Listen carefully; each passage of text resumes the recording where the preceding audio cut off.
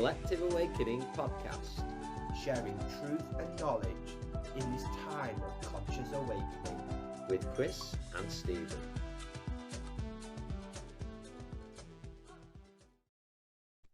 Hello friends, and welcome to the Collective Awakening podcast. Chris and Stephen here with you, and we welcome guest Cheryl Towey onto this episode. And Cheryl is an emotional trauma and pain release specialist, and we're going to be talking all things the power of kinesiology as well, and also learning a little bit more about Cheryl. So we recently met Cheryl. We've met her twice actually, Stephen before me, at a Mind, Body and Spirit event, and we both experienced. We had a little taste of her treatments, which we found extremely beneficial, and we thought, wow, what fantastic guests for this podcast. So Cheryl, welcome. Thank you for sharing your time with us and coming on as a guest. Well, thank you both, Chris and Stephen. Thank you both for inviting me to come onto your podcast. I feel very privileged and honoured to be here. And it was great to see, you guys. I met you twice, but Stephen really, twice. And you properly, Chris, the other week. Yeah. And it's cool because you came back. So that's powerful in itself. And it means that, you guys came back. I have a history of clients coming back. So for me, it speaks volumes that what I do is powerful and it really does work. So yeah, it's mind-blowing stuff. And, until I saw you guys at this fair back in November, working away opposite me, and I kept looking over thinking, oh, what are they up to? What are they up to? And then Stephen comes over and has a chat to me. I'm like, I'm really drawn to your table over here. So it was really cool. So very privileged because I know you guys are doing amazing work in the world as well. So thank you to you both. Thank you. And what we'd love to hear, first of all, we always like to start with our guests here on this podcast, is your journey and what brought you up to this point in this work you're doing right now. Well, how long have you got?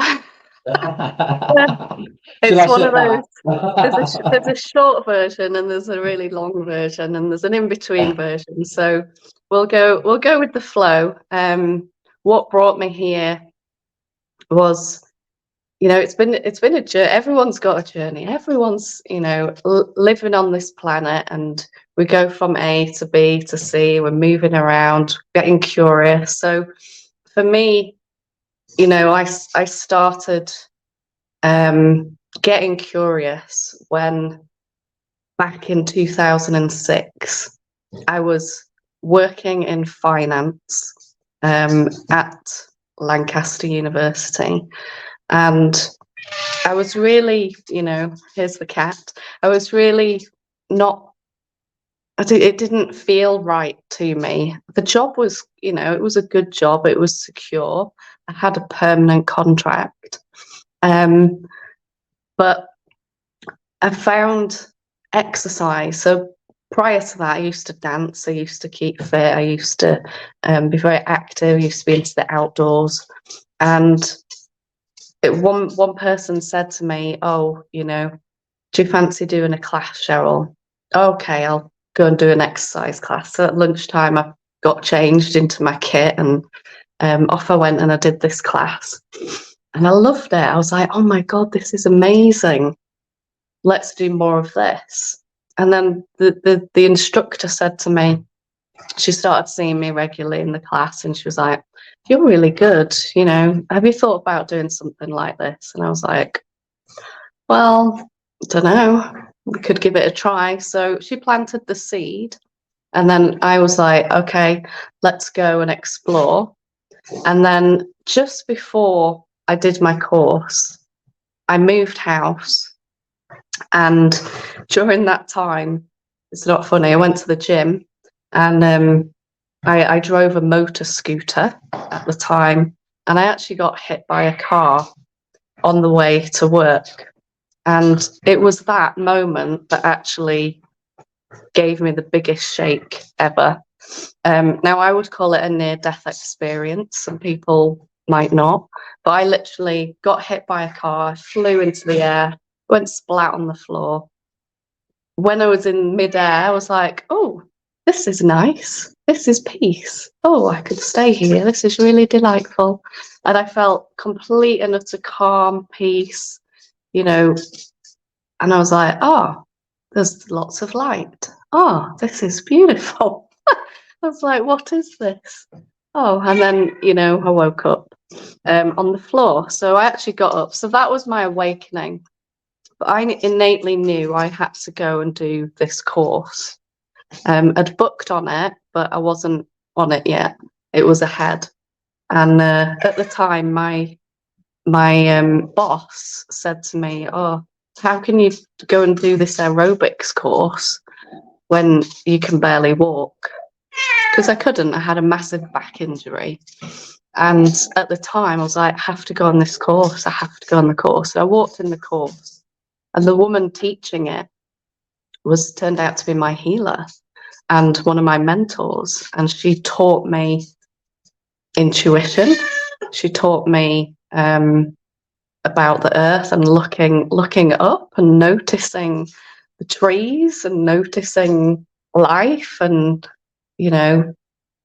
there's rivers, there's streams, there's things beside objects and phones, and bumbling from one thing to the next. And she taught me to slow down and look and listen and feel. And that was magic. And obviously along the way, I became an aerobics instructor. I started doing lots of other fitness things. I teach body pump, I teach spinning, teach yoga and Pilates. And I still do that, but very niche. So I do a lot less. I do a few classes. And my kinesiology journey started from that, because when I went to train in yoga, I also, with my yoga teacher, ended up in Bali on a retreat.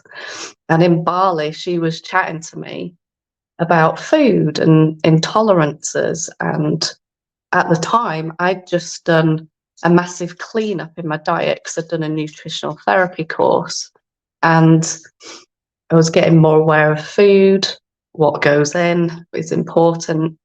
And while we were talking, I was like, well, I'm introducing foods back into my diet that I took out during the cleanse.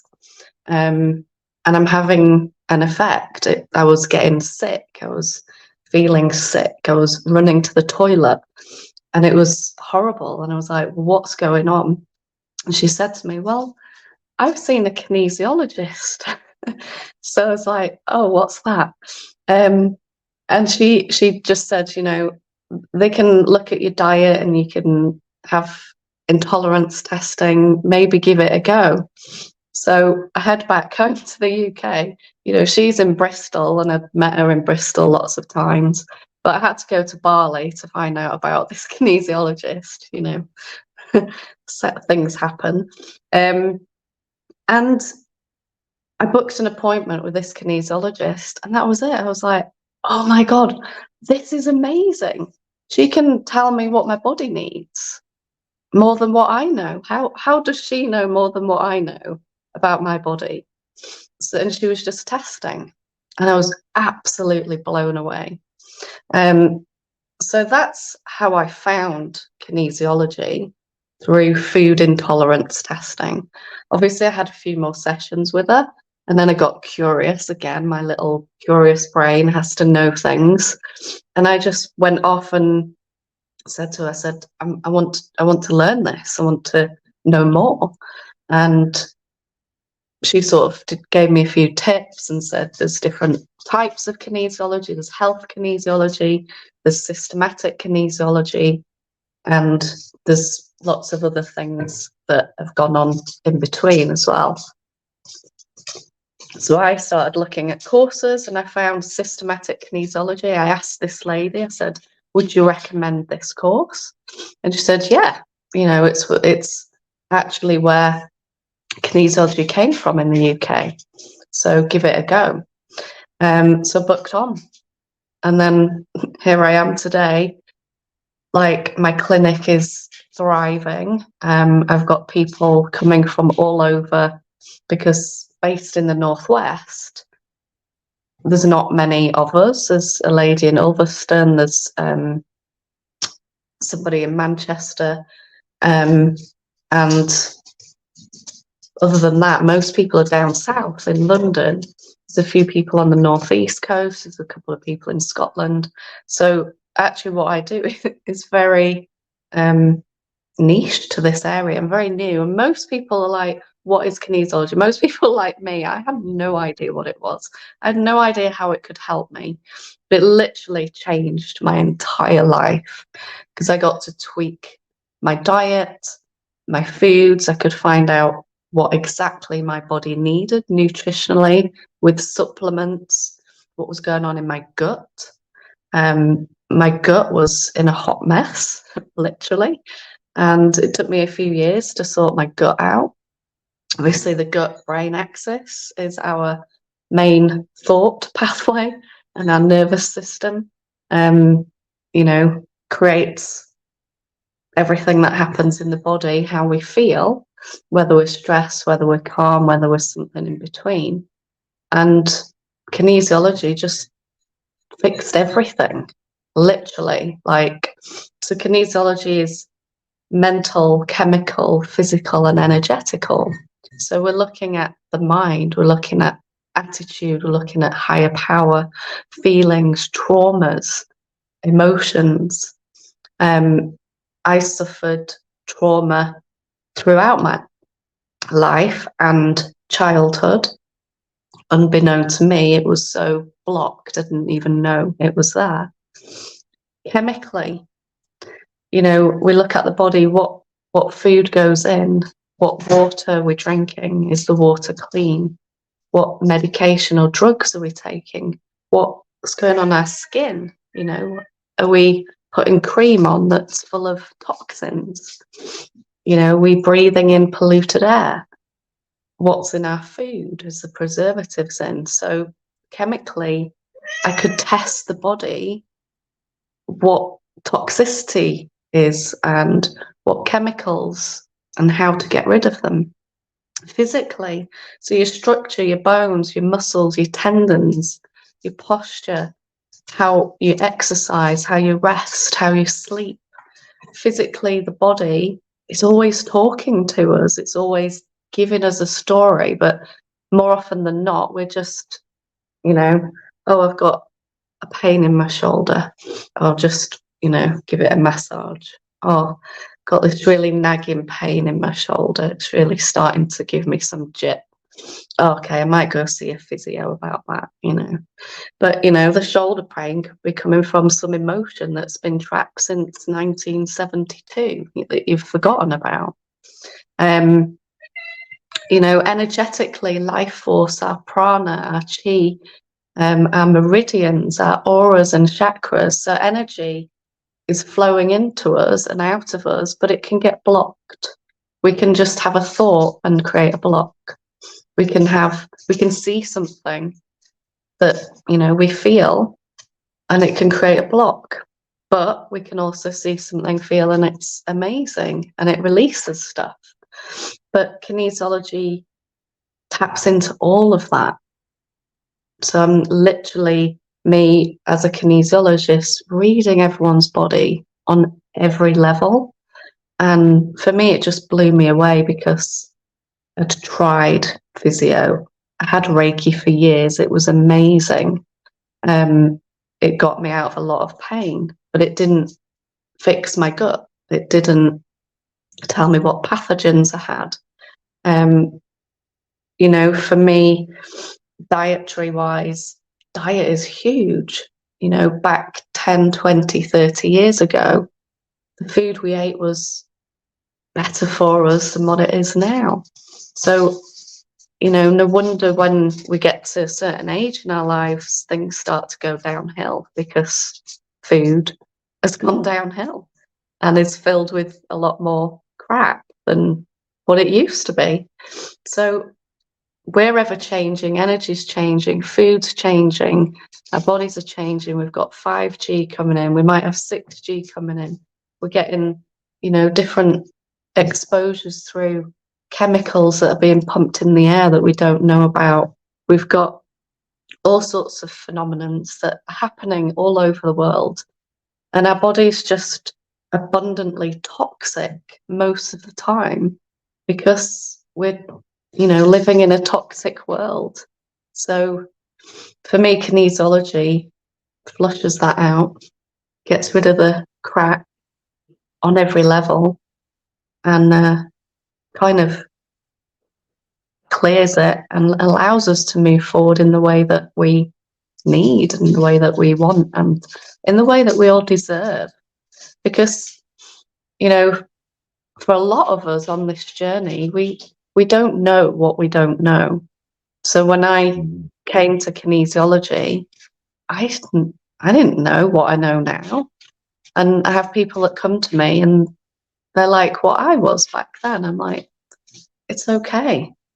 There's no judgment about what food you eat, what diet you're having, what you're drinking, what you're wearing. There's no judgments. It's just life. You've not been informed. You've not been curious. You've not found out. I didn't know until I went looking. So the journey is endless for me. Endless. Yeah, it's true. A couple of many interesting points there, but I think something that is very not only of the moment, but it has been for the last few years of not just treating something on the surface. It seems like whatever we want to call it, the system that has been created, or even belief systems of like you say, ow, that hurts. That's what, but it might not be the root cause. And tackling that root cause, and then what I like about what you said as well, it's the information that comes with it. So we're getting the information, we're getting guidance and being able to listen to our bodies more, which I feel is vitally important. And I'm just going to come over to Stephen, see if he's got any questions. He's sat very quiet I think, tonight. yeah. No, great. It's fascinating. It just speaks my language. It's things that we often try to say to our clients: be curious, research, look, inquire, look within, and really just shows you the disconnection between the spirit and the physical body, and that we need to reconnect back and listen to the body. And when we start listening to the body is amazing. It will heal itself if we just allow it just to heal itself, if that makes sense. But so we're talking about sort of, there's a lot of this happening in the world at the moment about this awakening. People are awakening spiritually, mentally, physically, and they are searching, aren't they? They are searching. Now, in what kind of advisement would you give to people? So people listening to the podcast, is in what ways do you feel people can connect with their bodies more, and what kind of techniques or advisement would you give people to say, you talk about be curious, research, look, inquire. What other kind of advisement would you give people to connect with their own bodies better in a positive way? Yeah, I mean, thank you for that question. It's important because a lot of people don't know where to start. For me, it's that in itself is a journey because everyone's unique and everyone's history is unique. Everyone's DNA is unique, and everyone's needs are unique. So what suits one person is not going to suit the other. And I often, there's no one way. Some people try kinesiology, it's not for them. Some people try yoga, it's not for them. Some people try kickboxing, it's not for them. It's got to be, go and give it a go. If it resonates with you, if you got a pull to go there, go and try something. For me, it's not just about being physical. You might go, well, actually, I just want to go and sit on the rock over there and look at the ocean and breathe, or I just want to go and walk in the woods, or I want to go and play the violin. Or, for me, what I teach a lot of my groups that I've come across over the last few years is go back to trying to remember what you enjoyed in your childhood and bring it back in some way, because that's where the joy is. I've been searching along the way. I've been trying to promote, besides the exercise that I do as outside work, I want to still participate for my own joy. So I hired a canoe. I went up to Lake Coniston and went kayaking. And I did that loads over the last few years. I've been kayaking. I'm a bit of a fair weather one. So off I went. Sunshine, lovely day on the beautiful lake. It's stunning. And I find absolute perfect peace just sitting in that canoe, connecting. Actually, that's where I get most of my intuition. I went back to having a go at caving. I used to love caving, so I've been potholing. That's not for everyone. Most people are like, what are you doing down a cave? Why would you even think about that? But it resonates. And recently, I've took up tap dancing. I wanted to do something that I loved as a child. As a child, I went to dance class. And every week I wanted to tap, and not every week everyone else wanted to tap. And I was just like the main one that wanted to tap. I was like, I want to find a tap class. I started looking last year. End of last year, I found someone who was willing to teach me tap. And I literally started this year. I've had 2 classes so far, and they've been the best 2 hours of my life I've had in ages. And it's just brought so much joy. So thank you to that person. You know who you are, because you're probably going to listen to this. But find something that resonates with you. I mean, cross-stitching sounds ridiculous to some, but for others it's peaceful, it's joy, it's fulfilling. Find something that makes you happy. Where to start? For me, with a kinesiology slant. If someone comes into my clinic and says, I want to do something, I don't know where to start, I'm going to talk to them about what they enjoy. But I also want to know what their blood group is. I know it sounds a bit crazy. There's lots of things out there about blood groups. Is it a good thing? Is it a bad thing? But for me, it's a model that's been really proven to be helpful. So I'm a blood group B. So when you read the blood group diet, it's got all the foods that resonate with your blood group and all the foods that you can't digest. So for some people, eating broccoli is amazing. For some people, broccoli is a poison. And for some people, going to a weights class is joy, but for others, it's poison. It's actually destroying their body because they can't recover. So for me, I'm going to blood group first. So a blood group A thrives with swimming, dance, yoga, Pilates, that kind of stuff. Blood group B thrives with a combination of anything. I actually love Pilates, but I love spin. I love body pump. Right. Blood group O is going to thrive with something like cardiovascular, running, power stuff, kind of high intensity stuff. So if you're going to the gym and you're blood group O and you're lifting heavy weights, what's that going to do? So for me, it's starting somewhere. Okay, so let's look at those activities. How could we find some joy in doing something like that? Whatever it looks like. Maybe I can go do whitewater, rafting, or I'm going to go and jump in a pond and, cold water dips. So it's a place to start and connect back to what you enjoy. And if you don't know what you enjoy, and I know some people really don't, some people have had difficult childhoods, some people can't connect the dots. You know, go and explore, just try something, go for a walk. Walking is amazing. It really is amazing. Just want to Yeah, I ask think you, that's Cheryl.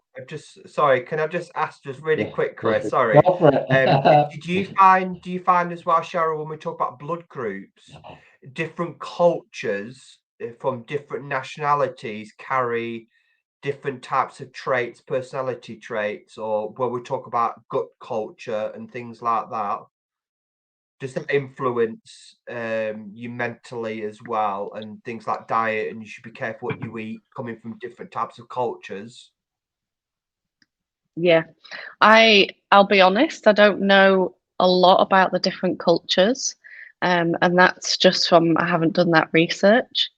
But yeah, everyone's constitution is different, and if you go back generations to generations to generations before, if your mother ate a certain way, your grandmother ate a certain way, your great grandmother ate a certain way, your body's naturally immune to eating that certain way.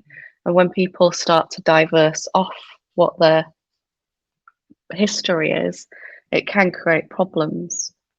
For me as well, talking about diverse and issues and trial and error things with food, a lot of people are trying vegan, but some people are doing a keto diet, some people try 5-2 diet. For me, it's got to be specific. There's so many elements to fasting, to diets, to right and wrong. Again, blood group is a real eye opener. I was vegetarian. Pescatarian for years.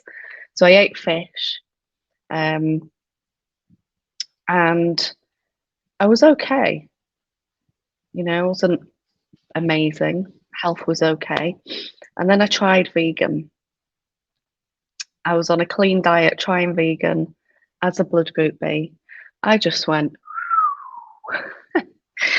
yeah, downhill very quick. Was not right for me. So morally, I was, there was like, oh no, I can't eat meat anymore, can't have fish anymore. It feels really bad. But I was sick. I was sick. So I had to go, do I want to live here on this planet or do I want to be sick? So I had to have some therapy and releasing and trauma stuff work on me so I could go out and eat meat and fish, because otherwise I would be very, very sick right now. But people go, oh well, I'm going to try this diet over here, I'm going to try that over there. But stress, people are stressed. The world is stress on stress on stress.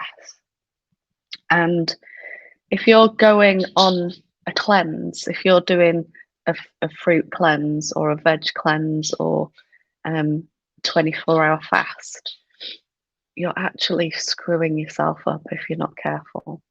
Things have to be prepped for a long time, 3 to 6 months in advance if you're doing something like that. And you also need to be living on a desert island without any stress, because your body can't cope, and people are actually creating extra stress by trying these different types of diets, which blows my mind, because some work really well for some people. People like, oh, I've done this 5-2, it works really well, I feel so much better on it. And then I'm looking at them going, okay, but I'm finding this when I'm testing you, I'm doing this when I'm testing you, this has gone wrong, your stress is huge, there's more to this. But I can't tell someone what to do or not to do. I have to be very respectful of choices. All I can do is offer advice. But I see it time and time again, people trying things that are not healthy and some people are misinformed that they think it's healthy, and sadly it's not. That's one of my, feelings of sadness. Yeah, Around I food. think it seems to, at the moment, you can see that I can see it where it's happened, like a wave comes in of doing things a certain way, or it might be a certain way of fasting, or obviously veganism's been on the rise quite heavily over the past couple of years. And I agree with you, and where I've seen even my own downfall with things is when you look at other people and say, "Oh, that works for them, I'll do that," and it's not going to work for you the same, because you are who you are. Your body's, unique to you as well. So I feel that's really important to share with people, to find their own way that's right for them. I think that's so important, and not just go with, for lack of a better word, the latest trend just because. Yeah. Exactly. And I hold my hand up and go, well, I fell into that trap. I did Yeah, it. I've done it. I got pulled in to the collective. But it's only through like being curious. I was curious about veganism. I was curious if it was going to help me. It didn't. So, okay, there goes that lesson. Yeah. Let's move on. Let's do something different. Let's not beat myself up about it. We learn. Yeah, We go I find think something that works.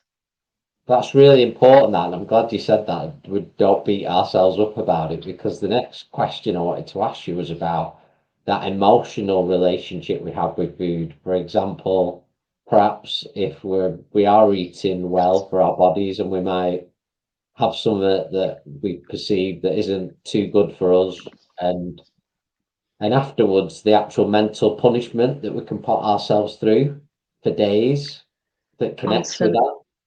that. Yeah, absolutely. I hear it a lot. Oh, I hear it a lot, and even like friendships. I have a diverse range of friends, who some are awake, some are on their journey, and there's never any judgment, because for me, my heart is open to all, because I've been on a journey too. And when it comes to food and beating yourself up, I did it too. I'd be like, oh, I'm not going to have cake today. Oh, okay. Oops, that slipped in. Oh, no. You know, Uh,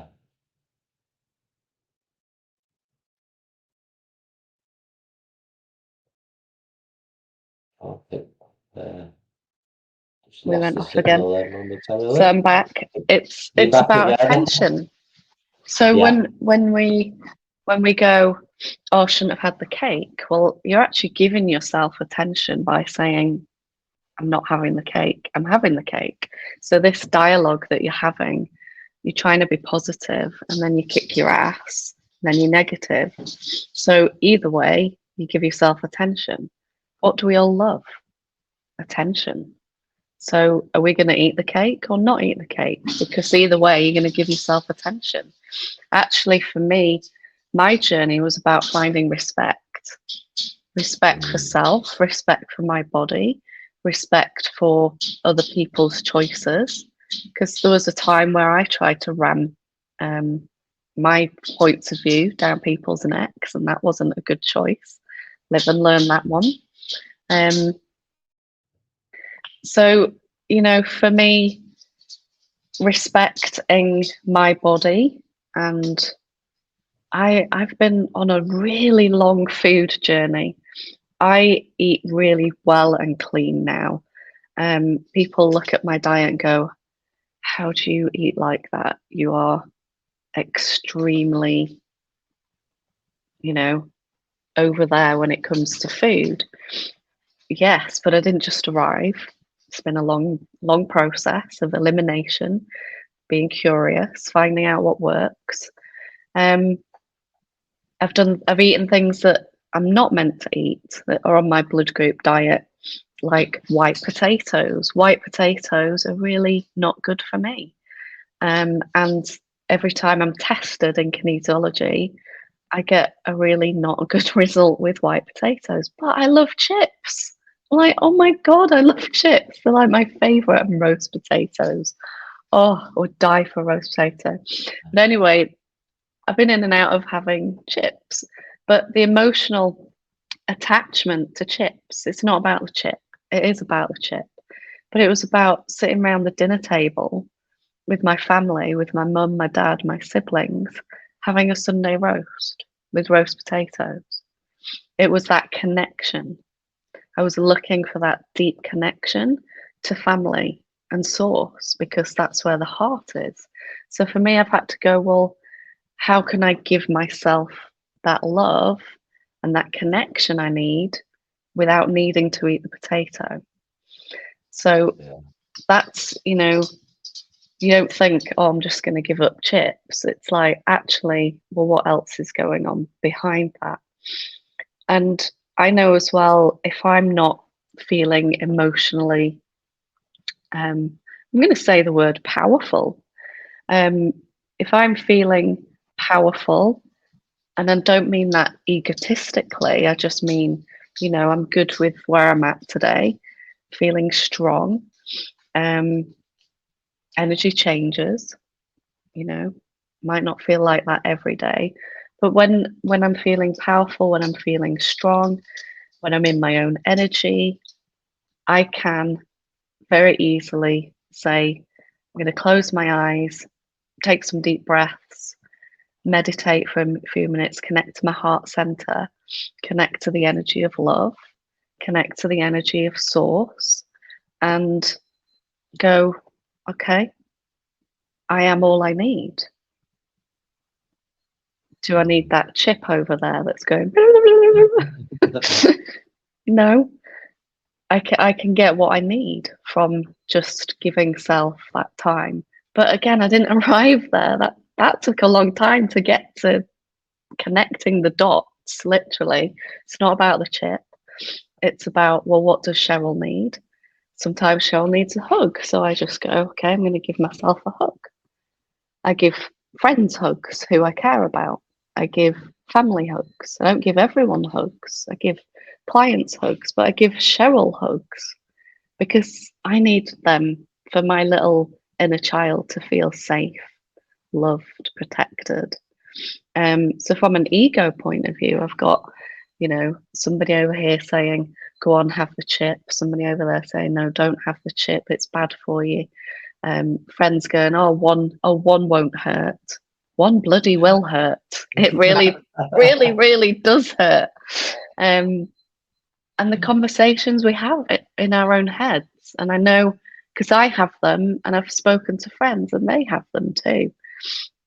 But, connection, what does Cheryl need? What does Chris need? What does Stephen need? What does whoever's listening out there need in order to feel better about who they are? For me, there's a disconnect when we feel we crave a cake, or crave a chocolate, crave a wine. Oh, I need this, I need that. What do you actually need?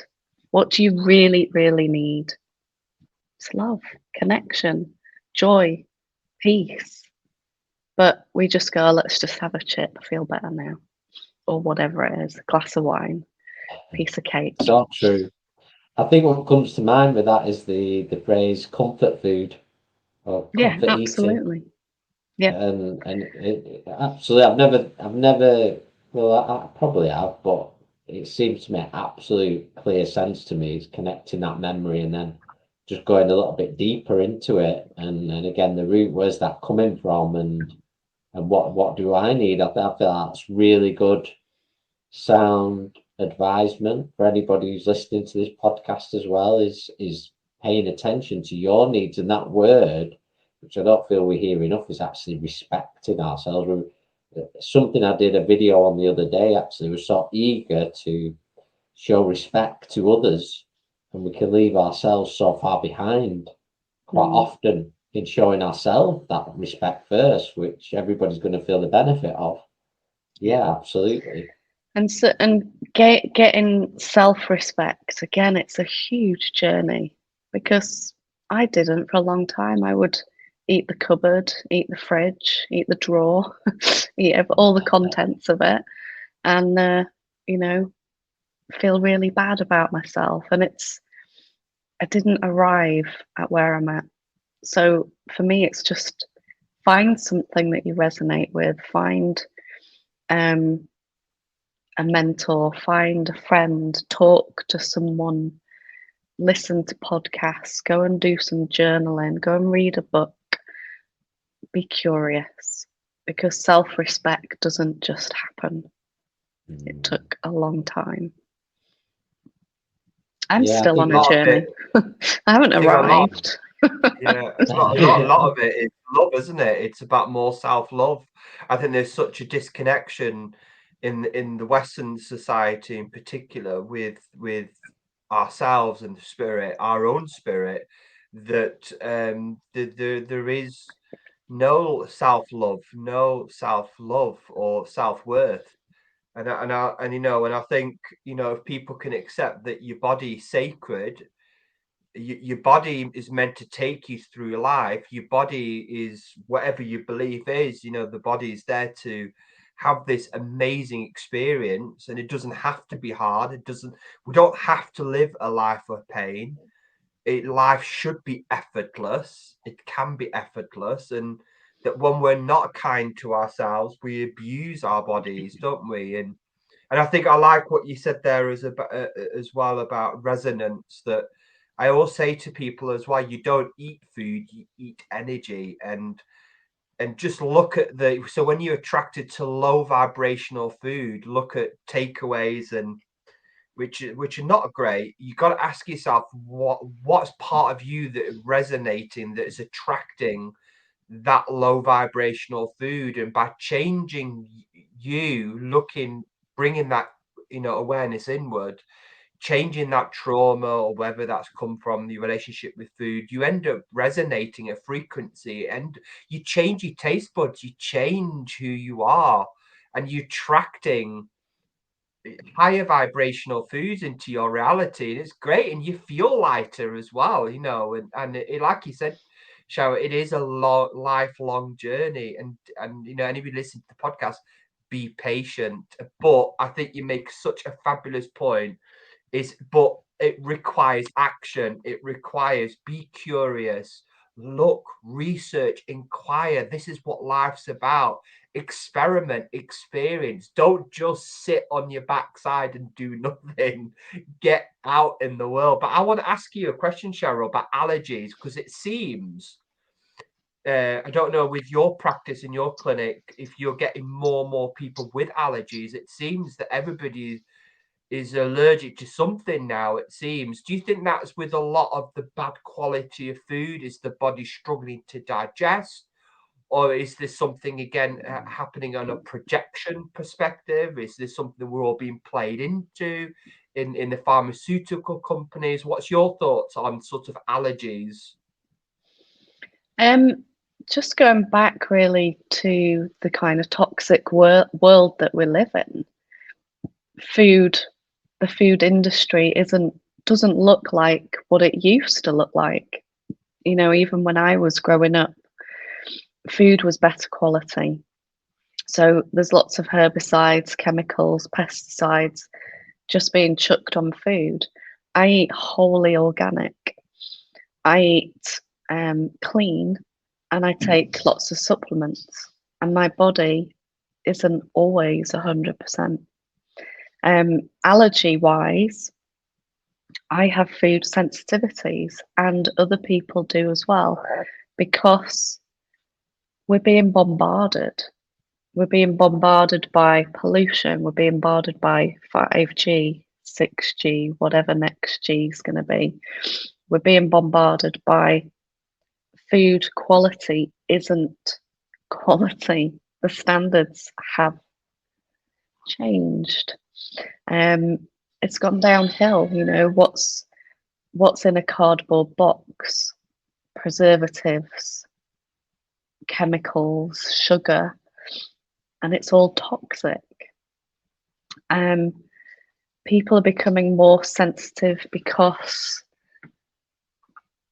stress is increasing all the time. So it's not just chemical. Physically, people are stressing themselves out. They're on the run all the time. They've got to go from this work to this job to go and do this, to pick up the kids, to do that.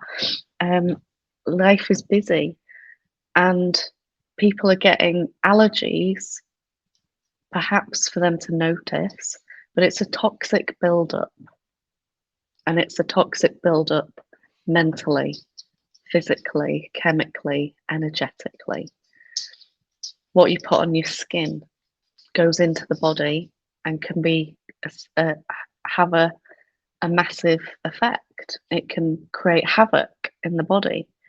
You know, the clothes we wear, you know, this jumper, your t-shirt, what's it made of? It's affecting your hormones, it's affecting your immune system. The bed we lie on at night, the mattress, is maybe covered with fire retardant. It creates havoc for your hormones. So people get sensitive because there's so much overload. People are not getting enough fresh air. You know, simple. People are looking at screens, they're busy at a desk, they're inside. Get some light. Just look out the window. Get, 2 minutes. Look up to the sky. See what's there. It's all load on load on load. So sensitivities, yes, I am seeing more. There's so many options out there, like gluten intolerance, of allergic to this pollen. It's this time of year, I'm going to have this reaction. Yes, but actually, why? Because stress has an effect. If you're stressed and then somebody triggers you, and then you go outside and smell tree pollen and you get bowled over because all those things together have created an extra stress, and your body's gone, I can't cope with that anymore. So I think stress plays a massive part. But again, stress is mental, chemical, physical, emotional, energetical. So people are burdened. People are always on the run, running to the next thing, doing the next thing. What's next? What can I do more of? How can I get a quick fix now, yesterday, 5 weeks ago? People are just on this treadmill of life, and the body's going, I'm going to give you this to try and notice. Oh, here's another allergy for you to notice. Oh, here's another knee pain for you to notice, because we're just going so fast. So in answer to that, everything plays a part. Our immune system cannot cope with everything. So it freaks out and says, well, I'm going to give you this, see if you notice. I'm going to give you that nudge. Here's another nudge. Oh, no, you've not got it. Here's another one. It's a funny one, and I like the overstimulation as well, because I've noticed that over the years as well, and it's a lot of techniques that I've learned. Is things like with mobile phone, it's such a distraction, and it can be a little bit difficult, can't it, when you're running your business and you're doing appointments, but you've got to reprogram that mind, reprogram and be aware of it as well. So I do little things like not having my mobile phone in my bedroom, having it so I'm not distracted, so that no electrical equipment affects my sleep, because it used to affect my sleep. And so it's again inquiring, but I think this overstimulation that happens, we're looking for the next thing, the next movie, the next triggers and the next stimulation, and we really what we very simply need is just to shut up, close your eyes, take a deep breath, sit under a tree and do nothing. And sometimes that's all we need. And it's so, like you said, Cheryl, it's so mind-blowingly simple, just to go back to that simplicity and allow the body to heal itself. Just stop abusing your body with all these stresses, and you're going to be fine. And I think I think this is where a lot, particularly the modern medical system don't know really how to treat patients, clients, because they don't know about the body. So it's really, really interesting. So I'm going to hand over to Chris. I find this absolutely amazing. Yeah, It's resonating it with really my is. frequency.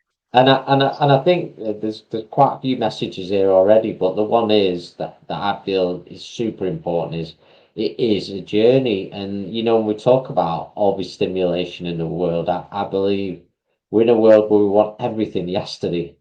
I want it yesterday, and parts of the system is like that. We're ordering things now where you'd wait a week for them to come in the post. They're here the next day, and it isn't the way it works. It is a journey, and I think part of it is learning during that journey as well. Sometimes I'm a big believer in the journey can be more important than the destination in some ways. Maybe not specifically what we're talking about, but you learn so much. So yeah, take your time, and it's interesting when we talk about overstimulation, because I watched a talk somebody did, and they were talking about when we talk about 20, 30 years ago, how what we'd have on our plate, the average person, during our day, and what we would have to cope with. And you can times that by, well, more than 10 now in the world. Just when we step out into the world, there's so many different things going on at once. It's super overstimulating. But what you mentioned earlier, Cheryl, that getting out amongst nature, I find that the best. And actually, I found it a huge positive when in 2020, when things were shut down, that everybody was then reaching out to nature, and that was a bit unpopular with some people. But it actually, I found it a huge positive, because I think a lot of us learned to appreciate our surroundings again. With that busy going to work, make our dinner, go to sleep, that we actually stopped and went, oh, do you know what? It's lovely living by the seaside, or there's a lovely park up the road there that I've never even paid attention to. Or when did I last stop and look at the birds in the trees? And so it's all really important. But what I want to ask you really is about the kinesiology, is how it works physically when your clients come in. So what can you expect as a client when they're coming in? What can they expect to experience? Well, yeah, again, it's a journey, and as life is, as you've just said, it's an experience, and life is full of joyful and growth experience as well, because challenges are still growth, because out of a challenge we grow. Just wanted to add that, because we all have life happen to us and challenges, but that's how we pull on our big boy or girl pants back up and step on and move forwards. But kinesiology, the journey is what do they expect? Well, let's let go of expectations, shall we? Let's throw them out the window, because right there you're going to let yourself down. Expectations are, we expect to be alive every day. We expect to wake up and breathe. We expect to get in the car and drive and live our life. But with kinesiology, expect the unexpected, because your body is you, and it's made up of your unique experiences over from conception right up until me testing you on the couch.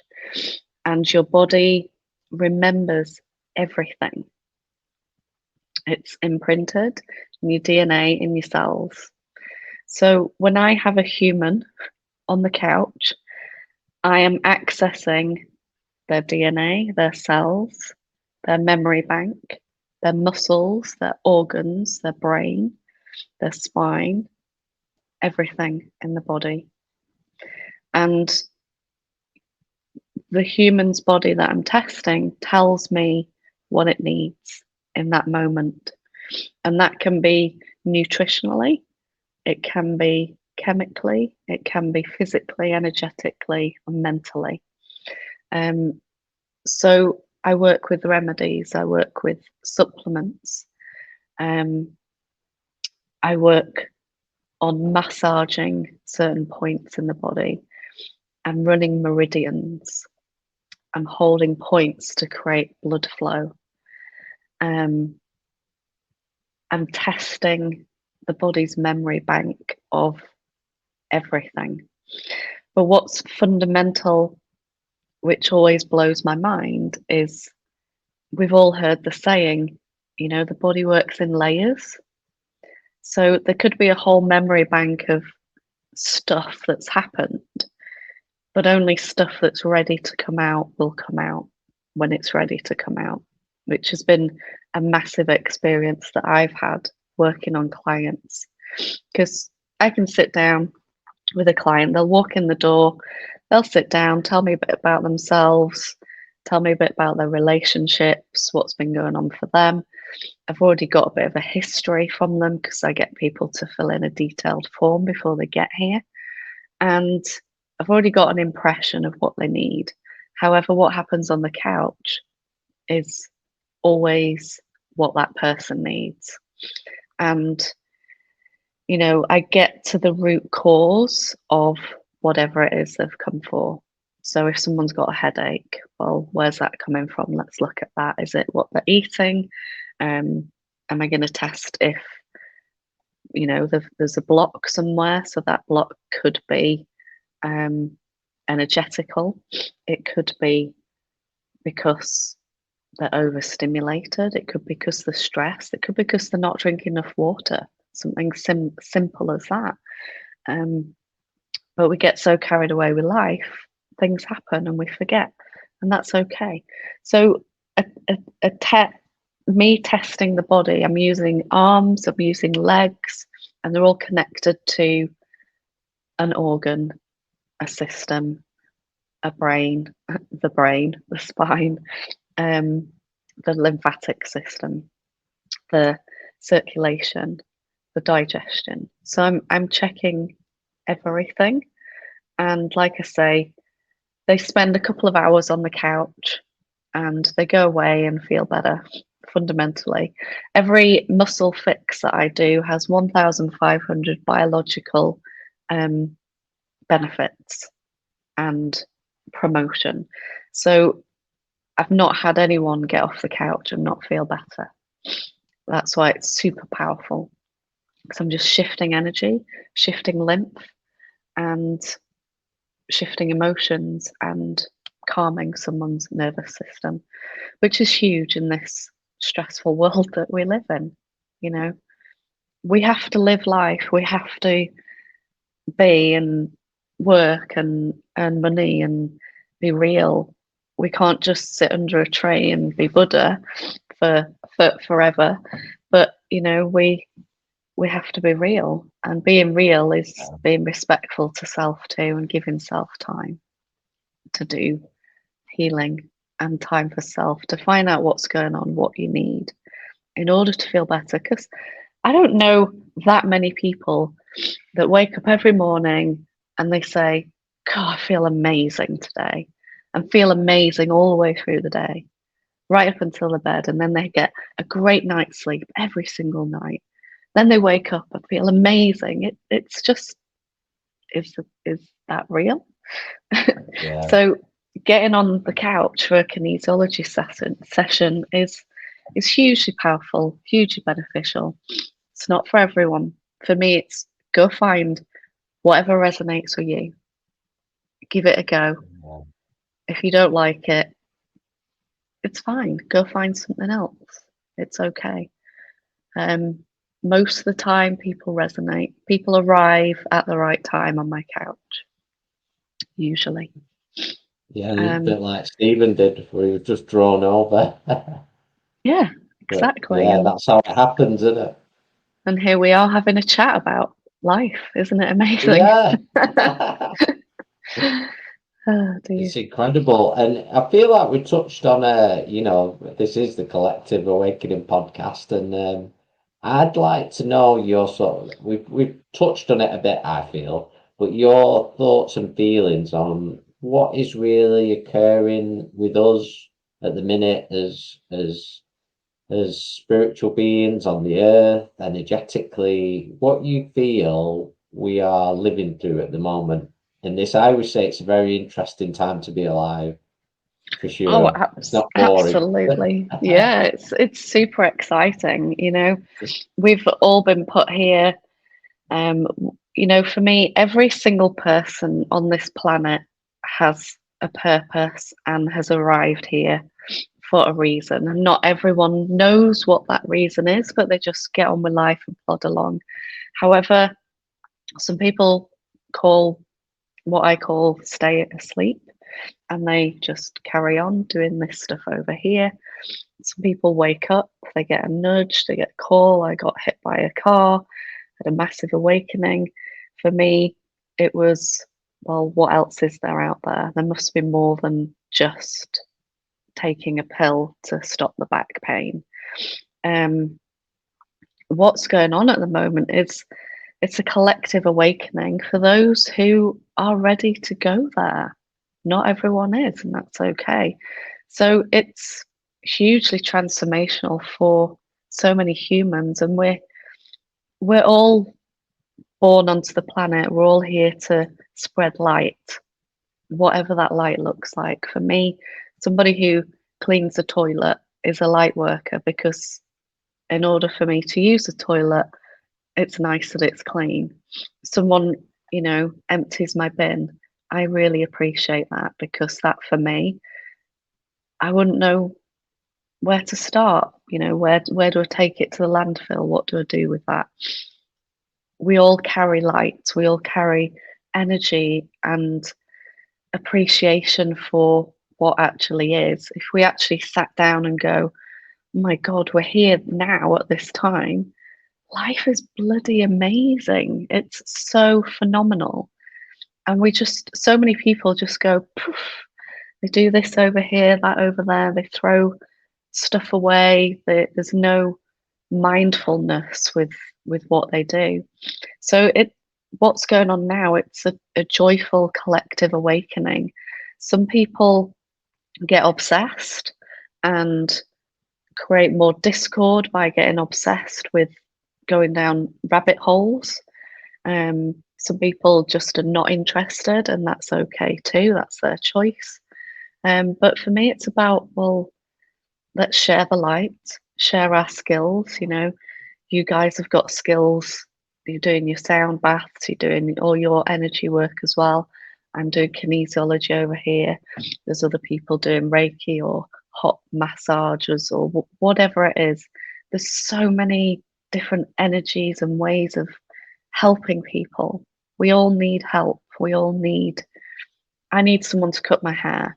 I need someone to, buy my clothes from. I need to get in a car. We need stuff to function. We all need each other. So let's use each other and utilize each other in whatever way we can. So wake up and go, okay, instead of buying the bread from, a supermarket, could I buy this bread from a local bakery who's taken time to bake a fresh loaf that will probably be better for me than one from a supermarket? So we need people to be local, to use their skills from. But as with everything, there's light, there's shadow, there's people who don't want to look beyond where they are right now, and that's okay. And there's people who create drama, there's people that create low frequency. You talked about frequency. For me, if I vibe with someone, I'm in their frequency. If I don't vibe with someone, I'm not in the frequency. But it doesn't mean they're any less or I'm any more. Well, we're all here to do something, but some people don't realize that, and that's sad. But overall, I think the world is opening up. We are in a beautiful time on this planet at the moment, and it's very exciting. There's a lot of drama in the world. There's a lot of dogma in the world. there's a lot of falseness, there's a lot of stories, and there's also truth. But for me, you've got to listen to your own instincts. Try not to disrespect others, respect self, and go, well, that vibes with me, that person vibes with me, that thing that's happened in the world over there, well, that doesn't feel right. Let's be curious about that. What does that mean? I'm going to go and research about that. Is it true? Does it feel not true? You know, the whole thing that happened several years ago, what did it do for people? It's just be curious and non-judgmental and respectful, because we're all here on a journey to experience this wonderful thing called life, and it's beautiful. And it can be really bad too at times, but it's when you come through the discord or the dark, it's amazing. It really is. Well, going back to the beginning of when you shared your journey there, which I feel is hugely inspirational, is to look at that moment when you had that accident as almost what it actually did for you, rather than what it did to you, in a way, if that makes sense.